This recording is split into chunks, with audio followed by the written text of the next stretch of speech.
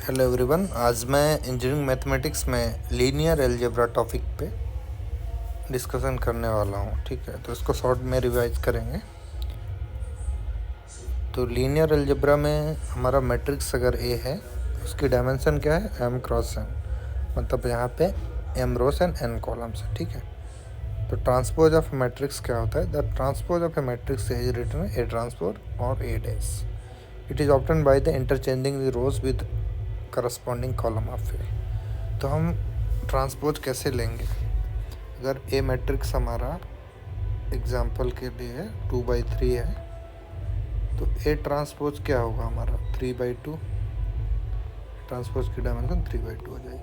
मतलब रो और कॉलम को आपको इंटरचेंज करना है। ठीक है, अभी आप ए ट्रांसपोज का ट्रांसपोज मतलब एक ट्रांसपोज आपने लिया, फिर से एक बार और ट्रांसपोज लेना, तो इसका फिर से ट्रांसपोज लेंगे 2/3, मतलब सेम डायमेंशन आ जाएगी जो कि मैट्रिक्स ए की डायमेंशन थी। ठीक है, ये पॉइंट क्लियर है। अगर आप दो मैट्रिक्स को ऐड कर रहे हैं, ठीक है, ए प्लस बी का ट्रांसपोज, तो उसको या तो आप ए ट्रांसपोज लेके और बी ट्रांसपोज लेके आप सेपरेट ऐड कर सकते हैं, दोनों का वैल्यू सेम है। ठीक है, आप इसको प्रूव भी कर सकते हैं के इंटू ए ट्रांसपोज। इसका एक एग्जाम्पल लेके बताता हूँ मैं। ठीक है, मैट्रिक्स हमारा एक 1 2 3 4 है, तो इसमें पहले के मल्टीप्लाई, के इक्वल टू मान लेते हैं हम 2 है। ठीक है, इसको इरेज कर देता हूँ।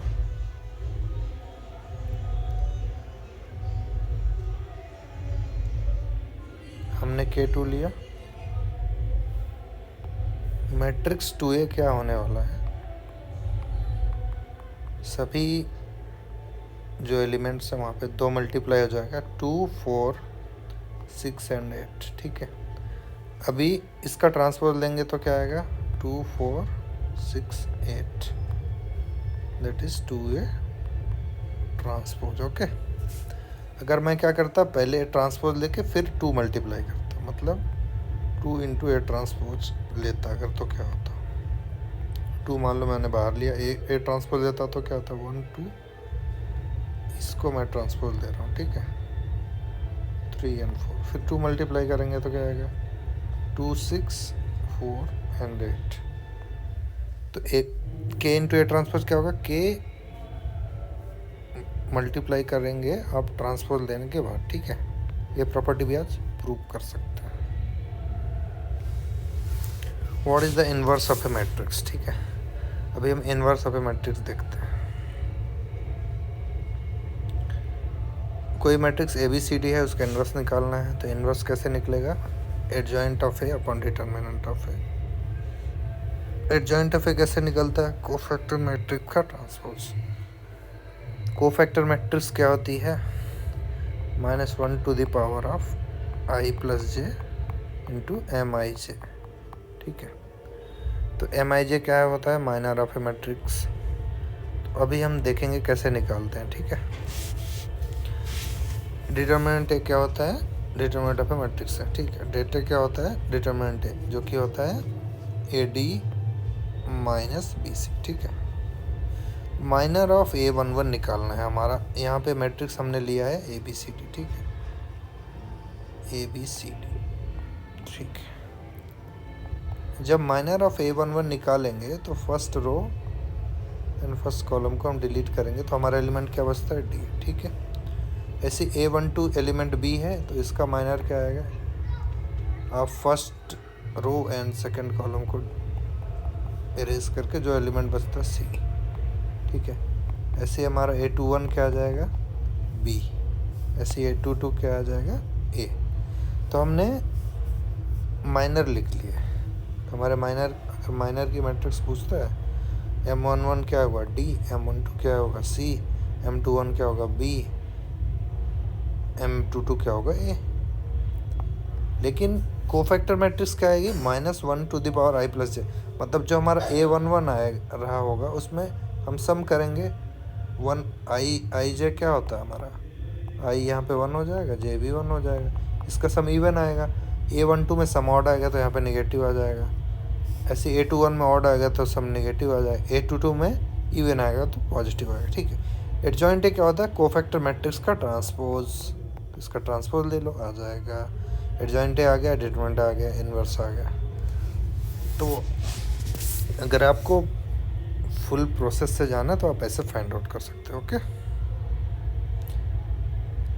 अभी एक स्पेशल मैट्रिक्स अगर आपको ऐसे दिया 4x4 का x a a a a x a a a x a triple a x, तो इसका डिटरमिनेंट निकालने का एक शॉर्टकट है, first element plus 3 times of a, x plus 3a into x minus A into x minus A into x.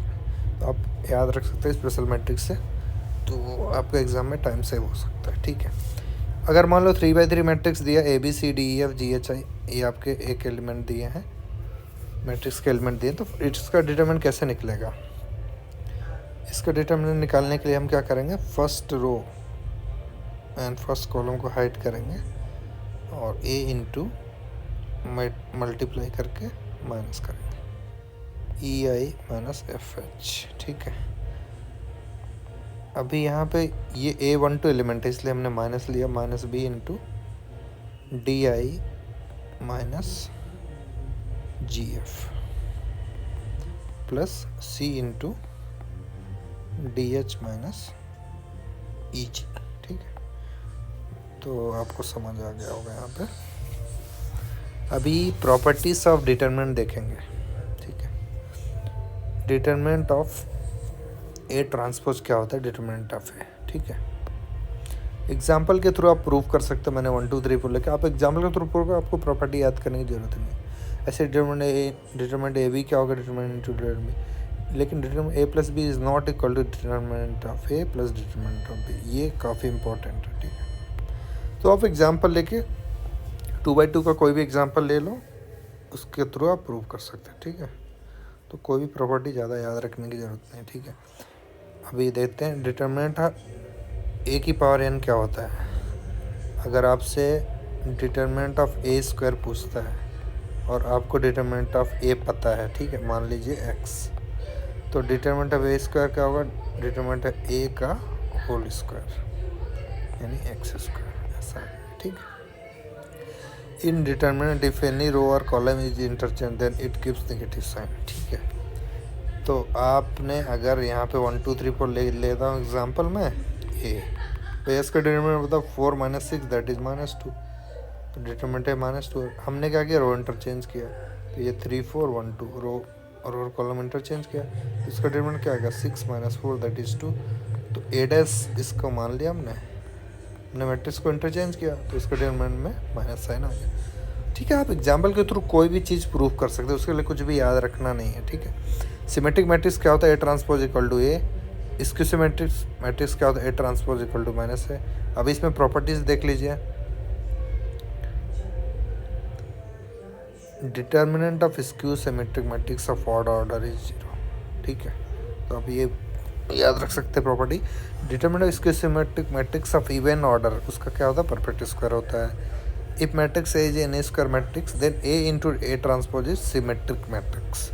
मतलब A कोई matrix हमारा square matrix है अगर, तो A into A transpose symmetric matrix होगा। आप एग्जाम्पल के थ्रू प्रूव कर सकते हैं, ठीक है। ऑर्थोगोनल मैट्रिक्स क्या होता है? A into A transpose equals to I, ठीक है। अभी इसमें देखिए, इसमें determinant of A B property हमने पढ़ी थी, determinant of A into determinant of B, ठीक है।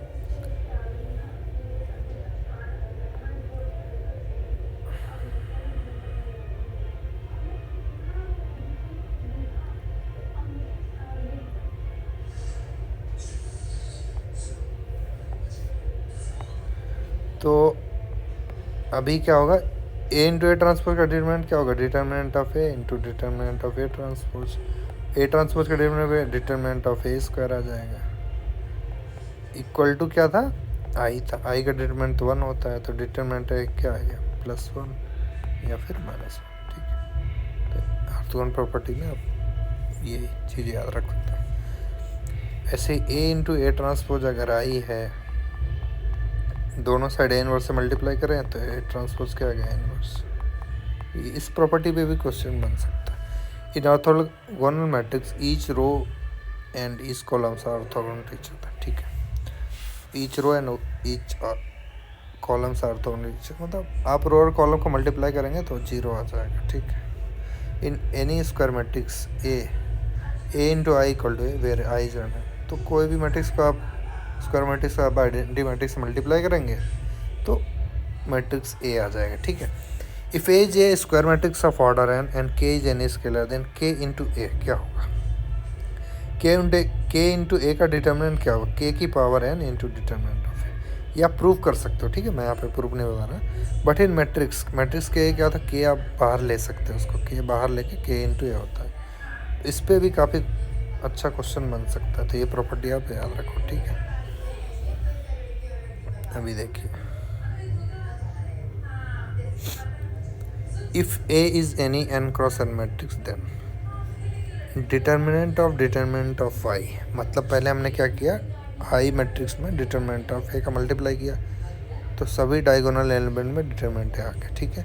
फिर उसका डिटर्मिनेंट लिया तो अभी आइडेंटिटी मैट्रिक्स में जो भी हमारा यहाँ पे क्या होगा, डायगोनल मैट्रिक्स में सभी एलिमेंट मल्टीप्लाई होगा डिटर्मिनेंट, तो डिटर्मिनेंट ए कितना टाइम्स है, N times, N cross N matrix है तो डिटर्मिनेंट ए की पावर एन आ जाएगा, ठीक है। अभी देखिए ए इंटू एडजॉइंट ए क्या होता है, डिटर्मिनेंट ए इंटू आई, ठीक है। हम दोनों साइड डिटर्मिनेंट लेंगे तो determinant of A into adjoint A क्या होगा, डिटर्मिनेंट ऑफ ए की पावर एन, ठीक है। डिटर्मिनेंट ए, अभी डिटर्मिनेंट ए इंटू बी क्या होता है, डेट ए इंटू डेट बी, वहाँ से प्रॉपर्टी से हमने ये आ गया। अभी डिटर्मिनेंट एडजॉइंट ए क्या होगा, डिटर्मिनेंट ऑफ ए की पावर एन माइनस 1। तो ये भी काफ़ी इंपॉर्टेंट प्रॉपर्टी है, आप इसको याद रख सकते हैं। अगर 2 बार एडजॉइंट ऑफ एडजॉइंट पड़े तो एन माइनस 1 होल स्क्वायर होता है। अभी ए इनवर्स का डिटरमिनेंट क्या होता है, 1 बाई डिटरमिनेंट, ठीक है। ये भी काफ़ी अच्छी प्रॉपर्टी है। अभी देखते हैं सिंगुलर मैट्रिक्स क्या होता है। मैट्रिक्स इज कॉल्ड जिसका डिटरमिनेंट 0 तो सिंगुलर, जिसका डिटरमिनेंट नॉन जीरो तो नॉन सिंगुलर, सिंपल सा। Matrix multiplication possible only when the number of columns of first matrix must be equal to number of rows of, ठीक है। तो यहाँ पे देखते हैं, अगर ए हमारा है एम क्रॉस एन तो बी क्या होना चाहिए, एन क्रॉस बी, मतलब इसका कॉलम इसकी रो के बराबर, तभी ए इंटू बी हो सकता है, ठीक है। अभी देखते हैं a matrix A M cross n and matrix B n multiply together then the resultant is A B into m into B, जो हमने अभी देखा। तो नंबर ऑफ एलिमेंट्स क्या होगी, एम इंटू पी, ठीक है। Total number multiplicative operation M P into N होगा, एडिटिव में M P into N minus 1। आप 2/2 का मैंने एग्जाम्पल लेके यहाँ पे समझाया, आप देख सकते हो, ठीक है। अभी एक इन्वर्स का ट्रिक बताता हूँ मैं। अगर D A B E C matrix D A B E C equal to I दिया हुआ है तो बी इन्वर्स पूछा है, तो इसको आप इन्वर्स एंटी क्लॉकवाइज में देख सकते हो, E C into D A. Anticlockwise में आप जाओ, ई सी फिर कौन सा था, डी ए। बी इन्वर्स क्या होता है, राइट एंटी क्लॉकवाइज ऑर्डर। आप मल्टीप्लाई करके भी चेक कर सकते हैं इन्वर्स से। पी क्यू इन्वर्स क्या होता है, Q inverse into P inverse. Trace of matrix क्या होता है, ट्रेस ऑफ मैट्रिक्स क्या होता है, trace of matrix is denoted by trace of A sum of all leading diagonal elements होता है ट्रेस, ठीक है। Matrix A M cross N B N cross B, then trace of A into B क्या होता है, trace B into ए। आप example के through आप इसको प्रूव कर सकते हो, तो ये प्रॉपर्टी भी याद रखने की जरूरत नहीं, आप प्रूव कर लेना, ठीक है। ट्रेस ए इंटू बी ट्रेस ए इंटू ट्रेस बी के बराबर नहीं होता, ठीक है। अभी रैंक ऑफ मैट्रिक्स काफ़ी इंपॉर्टेंट टॉपिक है, इसको देखते हैं। रैंक क्या होता है, the order of the highest order non zero minor is called rank. तो हमारी मैट्रिक्स में जो नॉन जीरो माइनर होगा हाईएस्ट ऑर्डर का, उसकी रैंक बोलते हैं। If at least 1 minor is non zero of that order is called rank. अगर हमारा मैट्रिक्स 3x3 का है, ठीक है, तो उसमें अगर मान लो 2/2 का एक नॉन जीरो माइनर मिल गया तो उसकी रैंक 2 ही होगी, ऐसा बोल सकते हैं हम, ठीक है। नल मैट्रिक्स की रैंक 0 होती है, rank of non singular matrix की 0 होता है। मतलब नॉन सिंगुलर में उस डिटरमिनेंट 0 नहीं होगा, इसका मतलब क्या होगा, उसकी रैंक उसकी ऑर्डर के बराबर ही होगी। सिंगुलर मैट्रिक्स डिटरमिनेंट 0 होता है, उससे लेस देन ऑर्डर होगी, सिंपल सी बात है। अब अगर एक मैट्रिक्स m/n है तो रैंक ऑफ ए क्या होगी, अगर मैट्रिक्स ए 2/3 है, उसकी रैंक मिनिमम ऑफ 2,3 होगी, मतलब 2 से कम ही होगी, 2 या 2 के इक्वल हो सकती है, 3 के बराबर तो होगी नहीं मिनिमम। इसका मतलब है ए प्लस बी 2 मैट्रिक्स है, तो rank of A plus B less than का rank of A minus B का rank of A.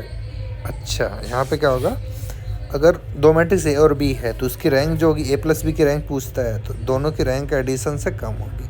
A minus B की रैंक दोनों का डिफरेंस से ज़्यादा होगी। ठीक है, ये काफ़ी आप याद रख सकते हो, प्रूव भी कर सकते हैं, ऐसा कुछ नहीं है, बट ये प्रॉपर्टी याद रखेंगे तो आपका टाइम सेव होगा।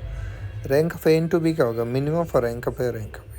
ठीक है, मल्टीप्लाई करेंगे तो मिनिमम आएगा जो ए या बी में से कोई एक रैंक हो। अभी एक प्रॉपर्टी देखते हैं, rank of A transpose same होगा, rank of A into A transpose and rank of A transpose into A. इस पर एक क्वेश्चन आ चुका है ऑलरेडी गेट में। ठीक है, पहले भी पूछ चुका, तो ये प्रॉपर्टी आप याद रख सकते हो। अब एक और देखते हैं एग्जांपल। ठीक है, अगर एक मैट्रिक्स n बाई n है, उसकी रैंक n है, देन एडजॉइंट एक की रैंक भी n होगी। ठीक है, मतलब उसकी रैंक फुल है अगर, तो एडजॉइंट एक की रैंक भी फुल आएगी, मतलब उसकी ऑर्डर के इक्वल आएगी। अगर मैट्रिक्स n बाई n है, उसकी रैंक n माइनस 1 है, मतलब उसकी रैंक एक कम है, तो एडजॉइंट एक की रैंक 1 आ जाएगी। ठीक है, अगर मैट्रिक्स n बाई n है, उसकी रैंक n माइनस, उसके ऑर्डर से 2 कम है, देन एडजॉइंट एक रैंक 0, n1 0, आप ऐसा रखें n माइनस 1 n1 0। अगर रैंक ऑफ ए n आ रही है, then it is had n linearly independent row vector and n linearly independent column vector. मतलब इंडिपेंडेंट नहीं होगा क्योंकि रैंक n आ चुकी है, मतलब उसका डिटरमिनेंट नॉन जीरो है, तो वेक्टर इंडिपेंडेंट है आपस में। अभी देखते हैं हम linearly dependent vectors. Two vectors are called linearly dependent vectors if one vectors can be represented as scalar multiplication of other vectors. x2 equal to K x1 है। ठीक है, हमने एग्जांपल लिया 1 2, x2 क्या होगा, x2 2 4 है, तो x2 इक्वल टू 2x1 के x1 के टाइम से। अगर हम इनको मैट्रिक्स फॉर्म में लिखे 1 2 2 4, इसका डिटरमिनेंट 0 आता है। ठीक है, रैंक ऑफ ए 1 है। इससे आप एग्जाम्पल के थ्रू आप प्रूव कर सकते हो। अगर डिटरमिनेंट 0 है, then set of vectors are dependent, simple सी बात है। Rank of A less than than set of vectors. Independent vectors में क्या होगा, आप स्केलर मल्टीप्लिकेशन नहीं लिख पाएंगे, एग्जांपल देख लीजिए आप। ठीक है, इसको इसके मल्टीप्लिकेशन के फॉर्म में नहीं ले सकते, उसका डिटरमिनेंट नॉन जीरो आएगा और रैंक भी n आएगी, मतलब set of vector linearly dependent. अभी देखते हैं बेसिस क्या होता है। The set of linearly dependent vectors, linearly independent vectors called basis. जो सेट होता है लीनियरली इंडिपेंडेंट वेक्टर्स का, उसको बेसिस बोलते हैं। डायमेंशन ऑफ द बेसिस क्या होता है, the number of linearly independent, कितने नंबर्स हैं, काउंट को बोलते हैं बेसिस। ठीक है, स्पैन क्या होता है, अगर सभी vectors linear independent then they form a basis for the span in R की power n, R real number होगा। ठीक है, सब स्पेस में क्या होगा, सभी वेक्टर नहीं, some of vector linear independent then they form a subspace. ठीक है, अभी ऑर्थोगोनल वेक्टर्स देखते हैं। टू वेक्टर x1 से two orthogonal if x1 transpose into x2 equal to 0। तो अगर दो वेक्टर्स हैं, उनका फर्स्ट का ट्रांसपोज लेके x2 या फिर सेकंड का लेके करेंगे ट्रांसपोज इनटू सेकंड वेक्टर से, तो 0 आना चाहिए, तो ऑर्थोगोनल है। ऑर्थोनॉर्मल क्या होना चाहिए, x1 ट्रांसपोज इनटू x2 0 होगा ही, बट नॉर्म ऑफ x1 मतलब उसका मैग्नीट्यूड जो होगा वो हो जाएगा हमारा 1। ठीक है, आप एग्जांपल के थ्रू यहाँ पे देख सकते हो।